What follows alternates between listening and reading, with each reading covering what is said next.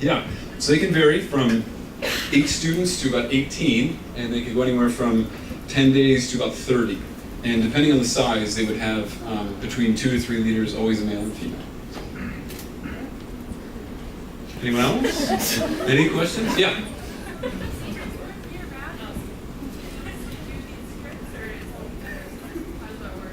So the question was, do leaders work year-round? So for my company, my company that I worked at would only hire for summer work. Some would do like alternative spring breaks, and we'd lead them. But when I worked, there was all office, and it's planning, and it's sales, and it's marketing to try to fill all those trips for the summer. So some of them would go and like do ski trips, and they'd work for other companies. But for us, it was only over the summer. Yeah, in one over. Are these projects that you've been talking about, are they open to people that are not from the U.S. as well? So for the good question, the company that I worked for, you can work for us as long as you've got your work visa. You have the right to work in the U.S. We wouldn't help you with the visa, but if you have the legal right, it's fine. I mean, that helps.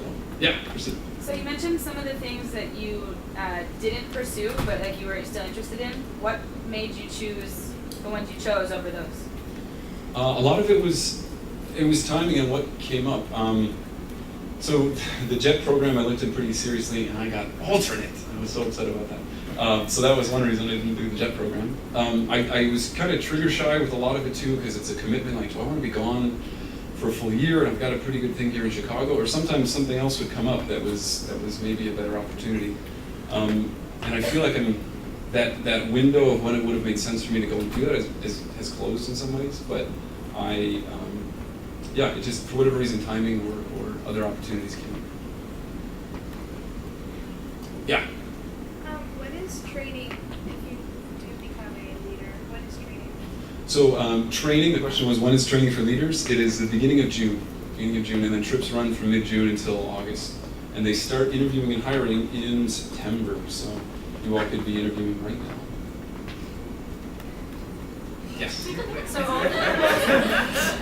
So all the people who are leaders on these trips, what do they see themselves like doing with their lives after these trips? Like, because I see they're all kind of in the same phase we are, but what do some of the staff members go on to do after?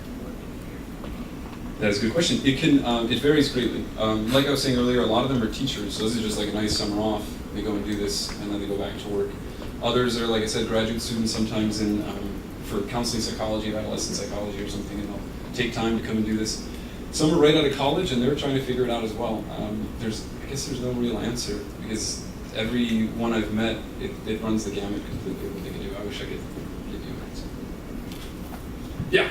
How do you find out about these opportunities, or how have you found I just started Googling them when I was interested at like 22 or whatever. But like I said earlier, I don't know if you heard it, I'll put a link, or I'll put a PDF on the share drive with all of the organizations, all the links to them, maybe tomorrow. So you can take a look there. And I'll put my email address on there too, so if you guys are thinking of applying, you have questions, you can follow up after the trip. Chris? Realistically, can working in the student travel industry become like a stable career? Well, it depends on which organization you go with. Mine was a stable year-round career, but it was in an office, and I didn't like it. Although it's technically student travel, it wasn't very rewarding to indirectly be involved with it. There are some companies, there's one called Carpe Diem, which does alternative semesters for college students where you would just be a set leader, and that goes year-round. So there's some, you can do it, but I feel like a lot of people get tired out from doing these around the clock. So it seems that the summer ones are where most people do it. That answer? Yeah. Yes? What made you qualify to be Keith with the Peace Corps? Good question. I grew up on a farm, so I had a bit of, like, I could say I have this agriculture background, and I could push it that way. I had a little bit of Spanish study before that. I had done those community service trips, and I guess I just had a good interview, and I was able to get through. I don't know. Luckily, I wasn't allergic. Found that out. There was one night though. There was one night, and we were responsible for. There was this wild hive that had been captured and put into something called a pataya box. And the hope is that you fasten the queen in there and you release it so just enough of the pheromones come out. So you hope that the rest of her hive and her swarm will come and stay with her in there. So one night they did stay in there, luckily, and we were responsible to go and get this hive and then move it into a proper apiary, a proper place where all the other boxes were so you can more properly harvest honey. And we go, and as cocky young volunteers, like, yeah, we got this. We don't need all this other fancy stuff, like proper working flashlights. So we go and we put our, it's in the middle of the night because you want to go when they're sleeping. You're supposed to fasten the ends of it and then put a big blanket over it, and then you lift and you quickly move it to a place and you unleash it and you just run. So very official technical stuff that you'd be keeping forever, and that's still the official way to do it. So we go. We don't fasten the blanket properly. We don't fill the entrance and exit properly, and there's just this hum and this roar, and suddenly my suit has them in it. They got me in the face and my legs, and they're the Africanized stinger killer bees too. So couldn't sleep because my legs are swollen up. We didn't move that beehive. I'll say the bees won that one. All right, other questions? None? Yes, Nick. What's some advice you can give students to kind of fast track their career goals? Maybe like what are some things they can do now to help them figure out getting a job in the future that they will really enjoy and love going to work every day? That is a good question. Something that I was told is to find the hero or the person in the industry that you really think like they have, that's the job that I want. That is where it's at. What they do day to day seems really exciting. And then look at their resume and work backwards. Like, what did they do and how did they climb? And I know a lot of it is just happenstance and chance, like mine was to get where you were, but if you can get a sense of in what ways did they get to where they are, that would be helpful. That was the advice I got. Did that help? Nick, are you still looking for work? Try to motivate these students to do things now that they really enjoy doing, like on your own, these independent projects and things that will help you get a career in what you want to do. Take it upon yourself to go out and do the things you know you'd love to do now, and then maybe that'll help you get a job doing what you love. And Nick is a prime example. You work for the state, Colorado State National Parks, Wildlife? Parks and Wildlife in Colorado State, and makes documentaries about it, I think. I don't really know. We've worked together for a few years. We're still in the stormy phase of talking about it. Other questions? Yeah. When you were interviewing leaders, what were you looking for? Like, what stood out? Something I would always think is, if I was a teenager, would I respect this person? Would I want to listen to them? Would I look up to them? And you can have a great resume, but if you can't connect with a kid early on and they don't feel safe with you, then you've kind of lost them for the whole trip. So I think about that first of all. Safety record, I guess, or like they're responsible enough that you know they would put the safety of the kids before anything, and that risk management would be at the forefront of their mind. And I don't know, I would always look for someone with a good sense of humor because I feel like it shows you can diffuse a situation if it gets tense, which it always does in the field. So I can just keep going. There's a lot of things. The big one for me was always, would I as a teenager, or would teenagers respect this person? Michael. How'd you get the STA? Like, what steps did you have to go through to get that amazing job? It was something called the STA World Traveler Intern, and you had to submit a video. This is what Mike was asking about, that trip that I got to do for STA. You had to submit a video to prove why you are worthy of working for them, getting to go and travel around the world and write about it, take photographs and things. And I submitted a 3-minute video, and there was a voting process, and it worked through to top 50 and top 10, and then at top 5 you had to submit another video, and then I got it. It was based on voting, but also just what STA. Yeah, do you have the video?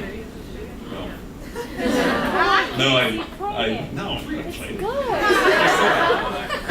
As a young leader, how do you manage them?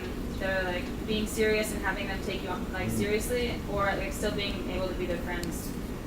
I struggle with that a lot. And I worked, that company Carpe Diem I mentioned earlier, they said we wouldn't hire anyone until they were 25 because for whatever reason, they said your brain changes at 25 in their experience, and at that point you can separate friend and teacher.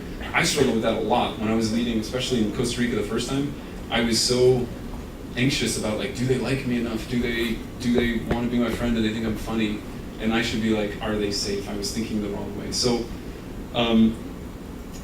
it's an evolution. It's a way that hopefully going through this leadership training and these things with like the company I showed, it can help you recognize your weak spots or what it takes. But I don't know, it's tough. It came with experience. It came with time. I still have problems with it.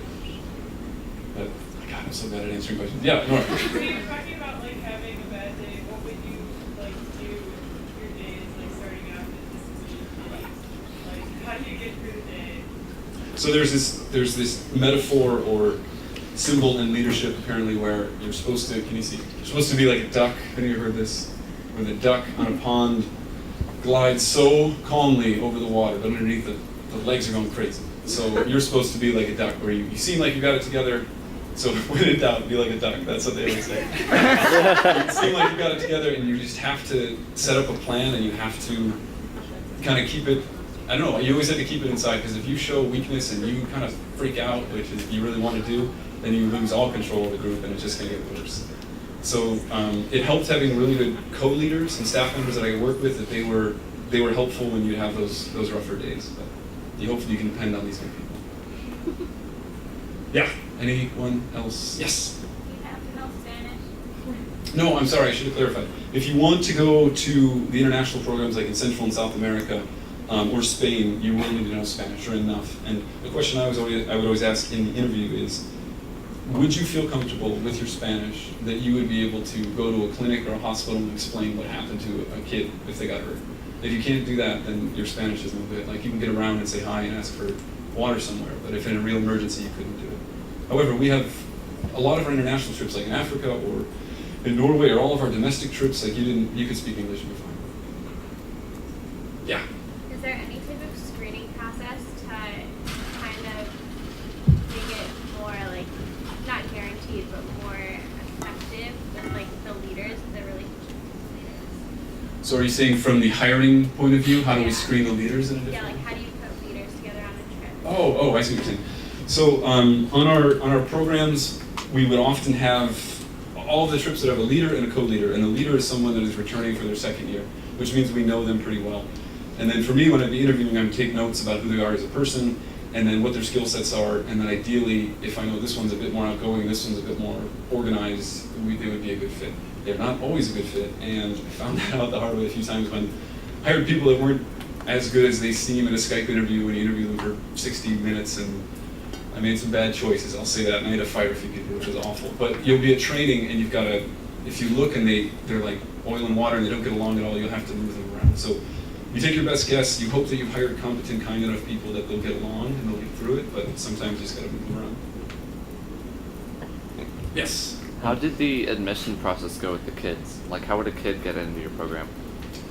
A kid, yeah. So I know, who are those of you that have done these types of trips before, kind of, yeah? Shout out some of the names of the places, or GLA, all right. GLA, American Southwest. EIL. What was it? EIL. EIL? I don't know that one. There it is. And then I know you did as well, right? Yeah, that's right. What was it? Adventures Cross Country. So, AFS, any others? Green program? The Green Program? Is that teens, or is that a summer thing? Okay. We'll talk later. Okay. So, first off, as a team, you just have to, for our company, it was pretty strict on, you would apply, and you call and have an interview, and just make sure that you know what you're getting into. And we write a little bit about you, and it was very rare that we didn't let a kid come on. If you have to know what you're doing. Do you know what service you're going to be up to? Do you know how strenuous this hike might be so you don't go? Now, there's always a case when these students that are coming on the trip are actually just sent by their parents. They're like, we want to have a summer off, so we're going to send you to Norway and let your leaders deal with it. And then that's when our job gets really complicated. But that would happen as well. Aurora. Is your ST videos Let's on stop. YouTube? Let her go. Yes. What are you doing after you get back? Does anyone know anyone in Chicago that's looking to hire a guy that doesn't really have a cohesive resume? No, I don't know. I'm going to go back. I'm going to start applying around and try to use the network that I've got in Chicago. So I don't know. I don't know what I'm going to do. Okay. last thing, a few plugs. Next, we have the wonderful Dr. Tuller. I went on a field lab with him in Hawaii. He's great. He's going to be speaking next. And then after that, we have the film festival launch. You should come back for that. Even if you don't plan on making a film, you should come. We're going to show some past videos, including one that I made in 2009 with the Zoll kids. And then this is something that I did in 2009. It was a silent headphone dance party where everyone downloaded the same song and then we all had played at the same time and we went around the ship and it was really fun. So I think I'm going to try to do that again in a couple of weeks, so keep an ear out for that. Let's put our hands together and thank Casey for a wonderful World Cafe tonight. And as he said, Jim Tuller will be here starting in about 5 minutes at 20.